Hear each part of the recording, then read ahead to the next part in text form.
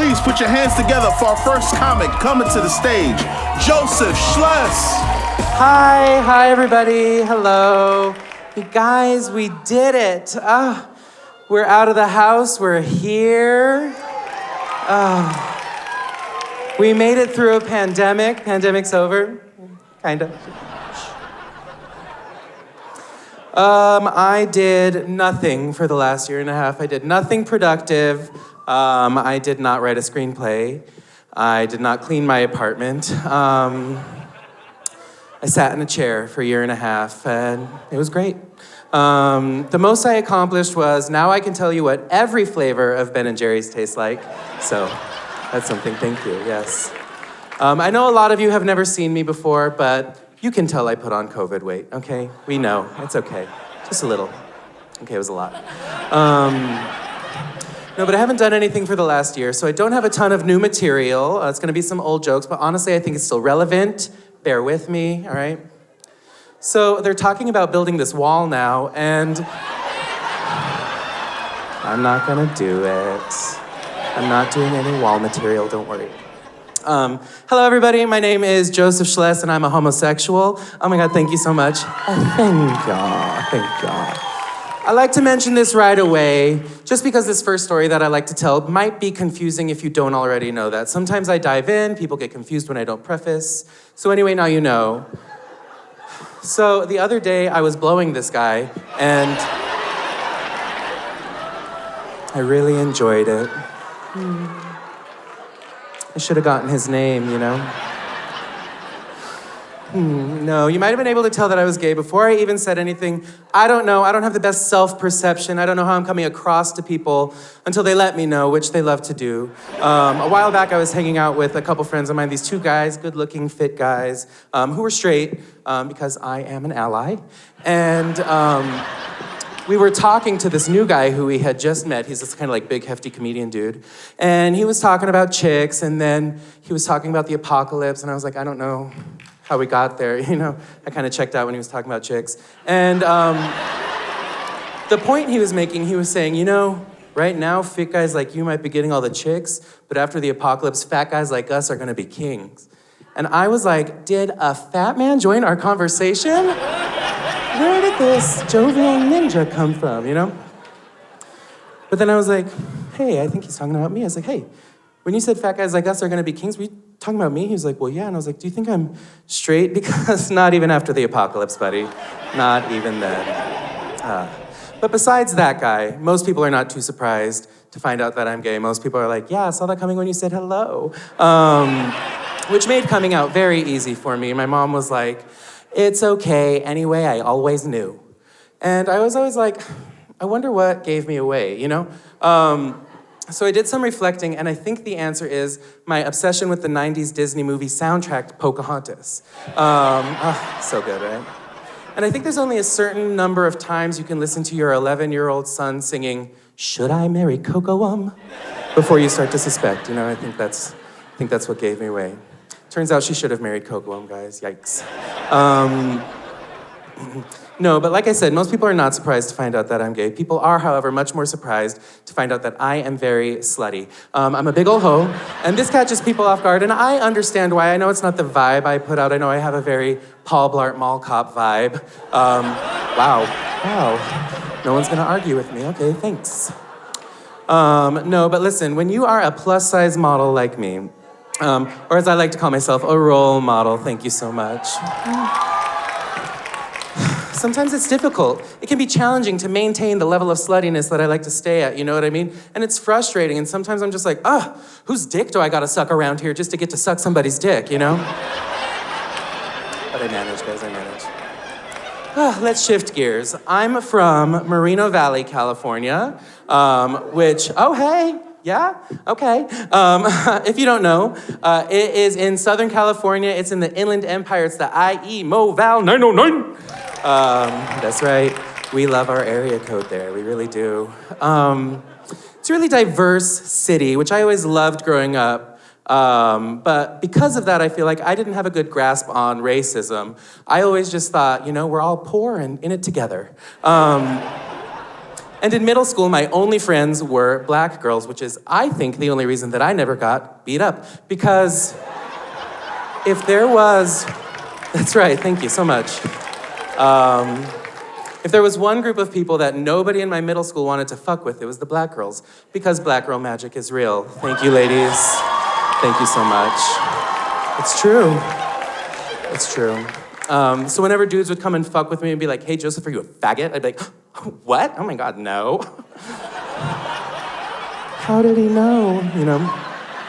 You'd always hear someone be like, hey, Jovan, leave him alone. That's the homie. I'd be like, thanks, Cassie. You know, they always had my back. And it wasn't until high school that I kind of noticed racism in the world for the first time. I was at the mall shopping at a Miller's Outpost, rest in peace. And I was with a girlfriend of mine. And she went off to look at girls' clothes, and I was looking at baggy carpenter jeans. It was a different time. And after a couple of minutes, she came up to me, and she was like, can we go? I want to leave. And I was like, why? Are you not finding anything you like here? And she was like, no, it's just that the woman who works here keeps following me around because she thinks I'm going to steal something. And I was like, no way. Maybe she's just trying to be helpful, you know? And my friend looked at me, and she was just like, oh, Joseph, you just don't understand because you're white. And that was the first time in my life I was like, holy shit, you know, this is white privilege, and that's fucked up, right? I was mad about it, and I was like angry that they would treat my friend this way. So I marched up to the woman who works there, and I said, excuse me, we didn't find anything we like today. Thank you so much. And I walked out of that store with $248 worth of stolen merchandise. You guys, they picked the wrong one, those racist fucks. It's a good day. What else about me? Let's see. I was a chubby kid growing up. I was a fat kid. And, you know, one time I saw another comedian start a joke that way. He was like, I was a fat kid growing up, and there was a couple of people who were like, what? And he was like, yeah, it's true. Let me tell you about it. And I was like, okay. It was like kind of a funny joke, but I kind of checked out because I thought, man, that must be so amazing to get up on a stage in front of an audience full of people, tell them you were a fat kid, and then be met with surprise. You guys did not act very surprised when I just said it. I don't appreciate that. But I've always had struggles with my weight. It is one of the many things I have in common with Oprah, so I do take some pride. Take some pride in that. And listen, I love my body. I think all bodies are beautiful. Every body is a bikini body. Yes, it's true. But I would like to lose a little weight. And it's like, I know I need to go to the gym. I know, I need to go to the gym. It's just like, everything there is so heavy. Oh, I don't wanna. I've been noticing sometimes on social media people using hashtag fat kid, like you see it here and there, hashtag fat kid. But it's never somebody who was probably a fat kid, right? It's always like some like muscle dude who's like, just finished leg day, time for a sushi lunch, hashtag fat kid. And, or like some like hot Instagram girl who's like at Disneyland with a churro being like, churro life, hashtag fat kid. And it's like, you know, she didn't even finish that churro, you know? And it makes me so angry. I'm like, you don't get hashtag fat kid, okay? You don't get hashtag fat kid unless you know what it's like to be 12 years old at a pool party pulling your wet t-shirt out from underneath your boy boobs, okay? You don't get hashtag fat kid, that belongs to us. It's one of my pet peeves. It just like drives me nuts. I hate it. And maybe it's irrational. I have a lot of irrational pet peeves. For example, I hate when people take bites out of bite-sized things. I'm like, what are you trying to prove? Just eat it. I hate when there is an escalator available and people choose to take the stairs next to it. I'm like writing up like, you're not better than me, you know. And they're like, well, I'm just working on my fitness. And I'm like, no, what you're doing is shitting on thousands of years of human innovation, okay? You're disrespecting the man whose genius created the escalator. You know, you're spitting on the grave of Henry T. Escalator, or whoever the fuck invented escalators. I don't know, it doesn't matter. My point is, you're not better than me. I also really hate how slowly people sing the birthday song. Have we noticed this? Every time the cake turns the corner, people are like, happy birthday. And I'm always like, what is happening? I try to pick up the pace. I'm like, happy birthday to you, happy birthday to you. But nobody joins on, so now I'm just the asshole by myself. And they're like, happy birthday. Nobody even sounds good singing this song. And the cake is literally on fire, all right? Let's speed this up. The longer we take to get through the song, the longer it's gonna be before I get cake. And I love cake. Hashtag fat kid. I do love cake, it's true. All right, let's see, shifting gears. I don't know if you remember, I mentioned this earlier in my set. I'm gay, and actually I'm what they call a gold star gay, which if you don't know what that means, it means I've never had sex with a lady. It makes me LGBT elite, thank you so much. And actually I was a C-section baby, which makes me a platinum gay. Oh my God, can you believe? All right, now listen. I have to take a moment to throw in a little caveat here. I recently found out that it is problematic to suggest that being a gold star gay makes you LGBT elite, and I understand why. You know what I mean? It's not cool to suggest that your gayness, seniority, has anything to do with your proximity to a vagina, right? Vaginas are great. And there are a lot of amazing men who have vaginas. And there's a lot of beautiful women with penises, right? So we want to embrace all of that. And also, I think we all know the only thing that does make you LGBT elite is having a six-pack. So actually, I'm far from qualified.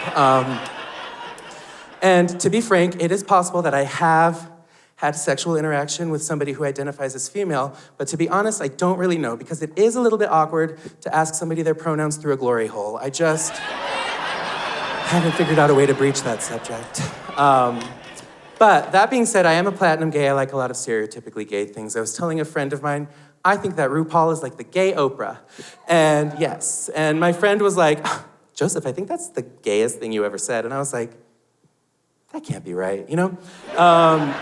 So then she was like, well, what do you think is the gayest thing you ever said? So I thought about it, and I think the answer might be, I love it, sir. Okay, mixed reaction, that's okay. I understand the mixed reaction, you guys. If I'm being honest, I wasn't sure if that was gonna be a good joke or if it was just a stupid gag. Thank you so much, everybody.